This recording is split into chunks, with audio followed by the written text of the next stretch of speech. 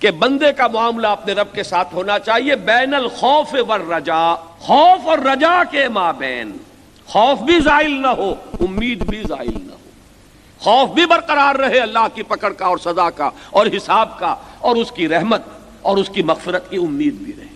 یہ دونوں چیزیں ہوگی تو طرز عمل صحیح ہوگا۔ اسی لیے حضرت ابو بکر کا ایک قول آتا ہے کہ اگر مجھے یہ بتا دیا جائے کہ تمام نوع انسانی جنت میں جائے گی سوائے ایک شخص کے، تب بھی مجھے ڈر رہے گا کہ شاید وہ ایک شخص میں ہی ہوں، اور اگر مجھے یہ بتا دیا جائے کہ تمام انسان جہنم میں جائیں گے سوائے ایک شخص کے، بس صرف ایک شخص جنت میں جائے گا، تب بھی مجھے امید رہے گی کہ شاید وہ ایک آدمی میں ہی ہوں۔ یہ ہے وہ کہ کمال خوف اور کمال رجا، اور اس میں ہی توازن ہے در حقیقت جو انسان کے طرز عمل کو صحیح رکھتا ہے۔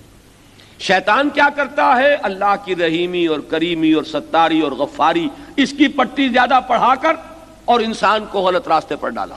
اب بڑھتا بھی جا رہا ہے، حرام خوری کیے جاؤ، اللہ غفور ہے رحیم ہے، جو چاہو کرو، آخر حضور کے امتی ہو، شفاعت آخر کس کی ہونی ہے؟